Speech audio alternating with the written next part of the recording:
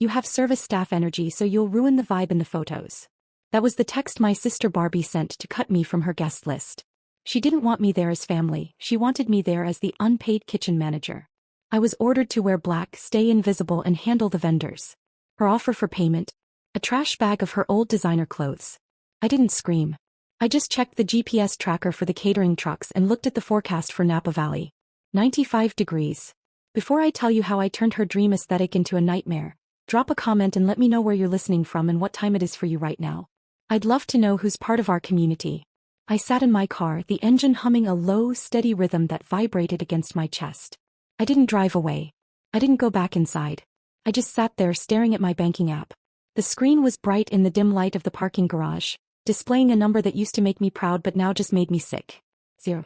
Specifically, 0.00 in my high-yield savings account. My name is Angelica.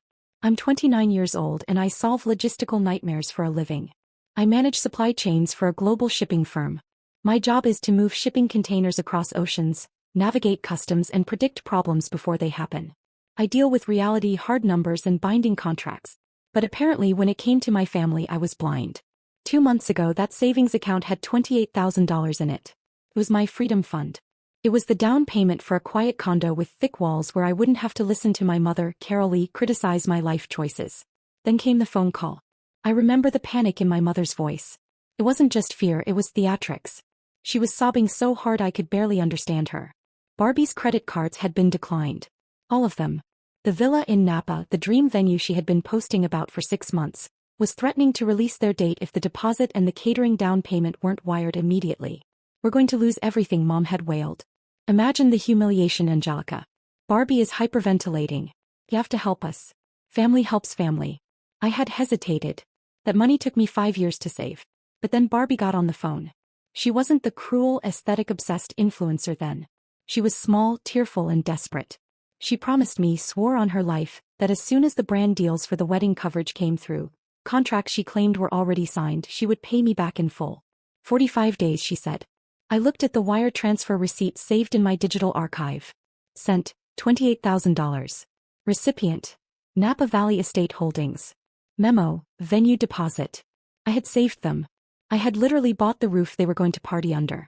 And what was my return on investment? I looked back at the text message glowing on my notifications. Service staff energy.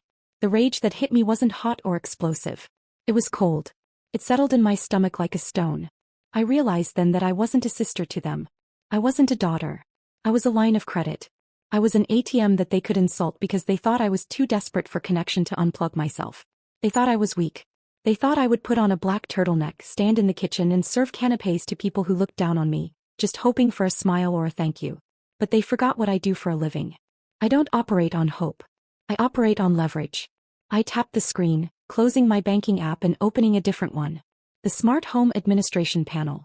2 months ago, Barbie had thrown her phone at me because setting up the security codes for the rental was too techy and boring.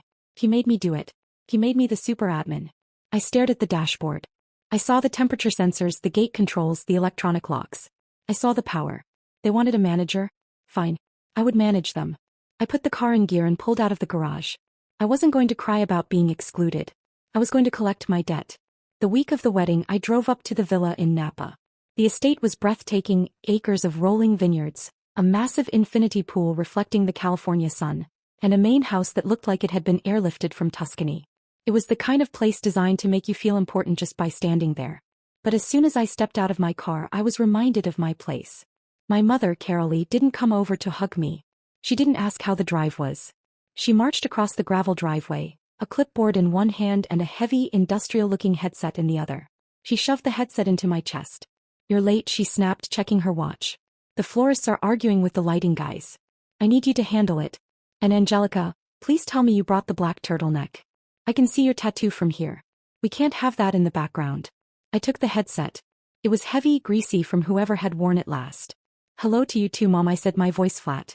She didn't even hear me. She was already pointing toward the service entrance. Load in through the back. Don't block the main doors. The photographer is getting establishing shots. I walked toward the house, the gravel crunching under my sensible black boots. Barbie was standing on the terrace, directing a team of workers who were hanging wisteria from the pergola. She looked radiant, I'll give her that. glowing with the kind of confidence that only comes when you believe the world revolves around you. When she saw me, she didn't wave. She laughed.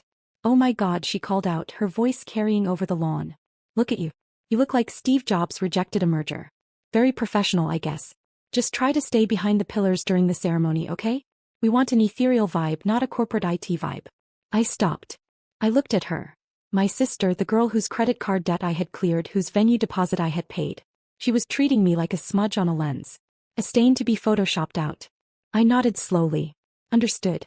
Behind the pillars. I put on the headset. I walked past the florists arranging $10,000 worth of imported peonies. I walked past the caterers prepping the caviar station.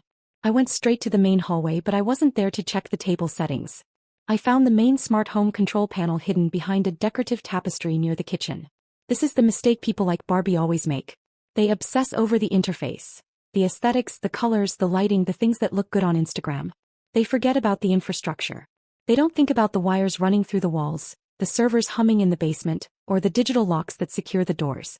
They think power is attention. I know power is control. I tapped the screen. The system recognized me immediately. "Welcome, admin." I checked the status of every connected device. The massive iron gates at the perimeter.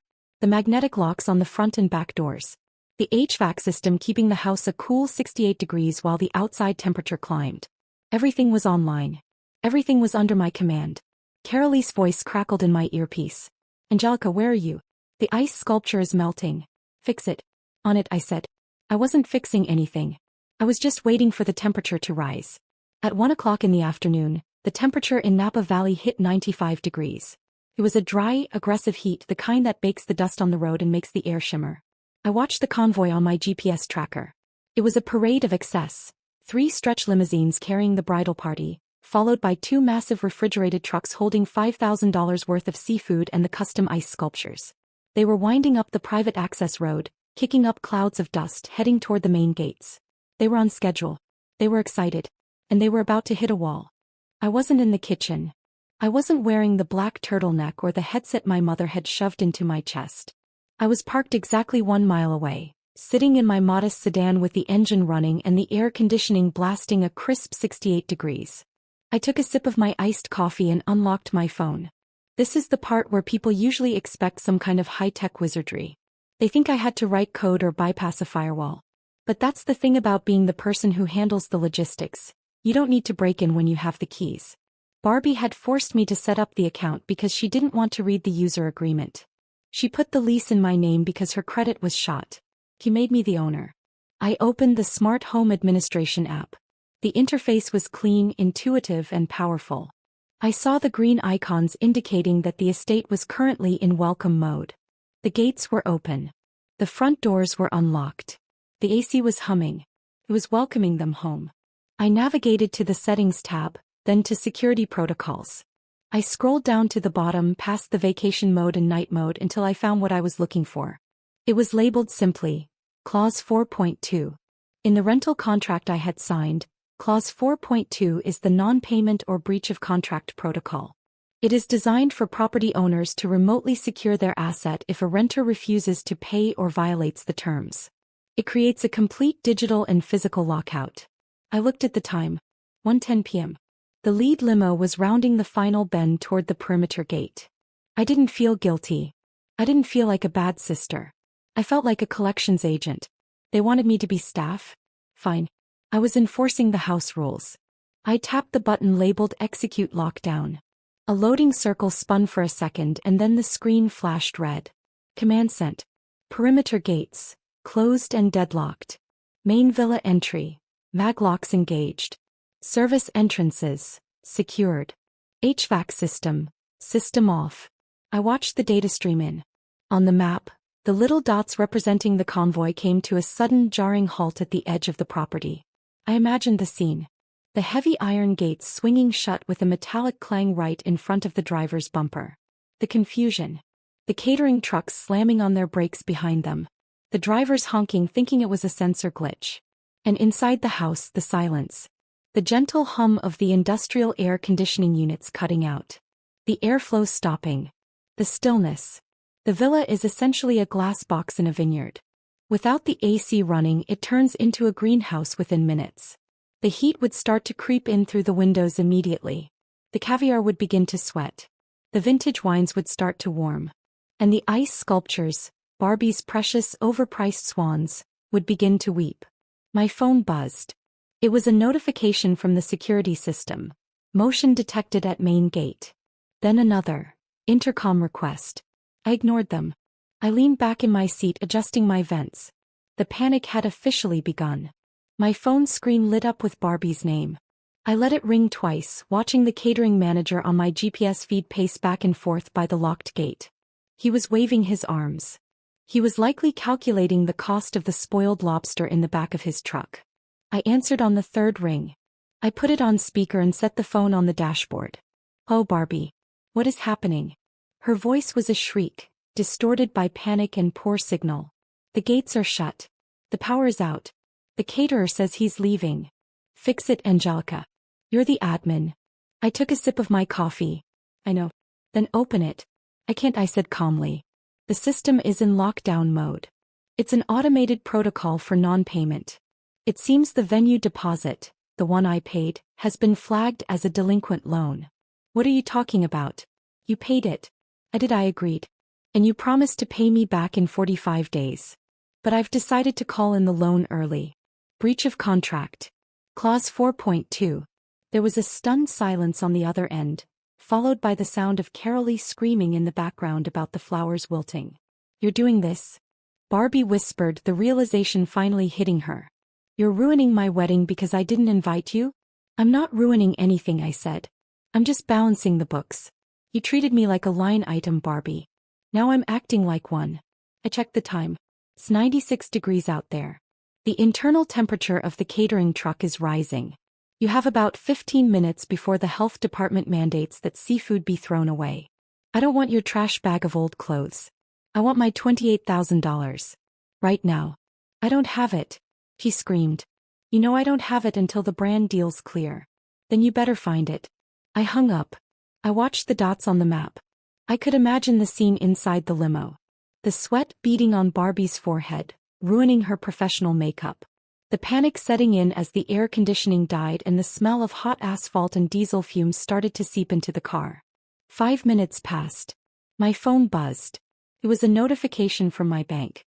Transfer failed. She had tried. She had probably maxed out every credit card she owned, drained her checking account, maybe even sent herself money from Trevor's account. But $28,000 is a lot of money when you live your life on credit and influence. The phone rang again. He was crying now. Panicked. "Angelica, please. The ice sculptures are melting.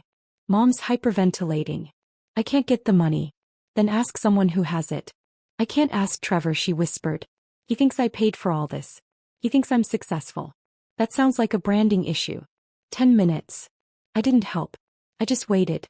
Through the open line, I heard gravel crunch and the limo door open. Barbie murmured to someone. "A banking error. The venue needs a wire." "No." Then a deeper voice, Trevor's father. "A banking error? On the wedding day? Give me the phone." He came on sharp and suspicious. "Who is this? What account?"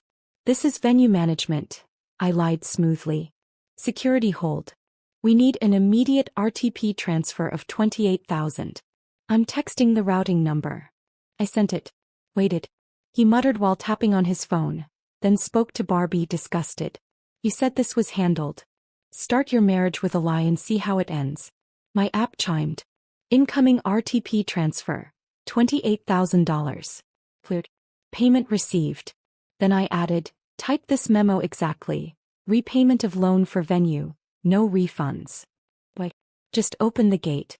Because tomorrow you'll call the bank and scream fraud. Type it or the gate stays shut." She cursed, but the confirmation appeared. I unlocked the perimeter gate only. On my feed, iron gates swung wide. Catering trucks rushed in. Limos followed. She texted, "I win. You're nothing. I'll ruin you." She thought the gate was the victory. She forgot about the front door. The Villa Maglocks had a 5-minute reboot delay. Standard protocol. I watched a guest's live stream as Barbie stormed up the steps and yanked the handle. "Locked. Open it." She shrieked at the camera. "Angelica." She couldn't wait. In risk management we call it the hubris trigger. When arrogance finishes what technology starts. I saw this on TikTok, she yelled, grabbing a creme brulee torch. Fire sensors unlock doors. Trevor grabbed her arm. Stop. Just wait. She shoved him.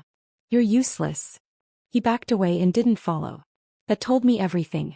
She torched the heat sensor. The alarm screamed. The maglocks clicked open. She smiled and stepped inside. Then the deluge system detonated. 5-year-old stagnant water blasted from the ceiling, black, oily, rotten-smelling sludge. It soaked her Vera Wang gown gray. Ruined the carpets, flowers, gifts. She froze under 500 gallons of filth. Trevor stood dry 10 feet away watching. I closed the app. The live stream froze on my sister, dripping black water. Guests fled. Trevor walked off without looking back. Mom called. You monster. We'll sue you. Check the logs, I said calmly. I unlocked the gate. 5 minutes later, Barbie applied open flame to a heat sensor. That triggered the deluge. She was trying to get inside. She committed arson on a historic property. Insurance will love that livestream. She's your sister. No, I'm just the help. And my shift is over. I blocked them all and drove out of Napa. The next morning, I used the 28 grand to close on a condo. Thick walls, my own security system, quiet. Peace. Would you have opened the gate, or let the food rot? Tell me in the comments. Tell me in the comments. Tell me in the comments. Tell me in the comments. Tell me in the comments. Tell me in the comments. Tell me in the comments. Tell me in the comments. Tell me in the comments. Tell me in the comments.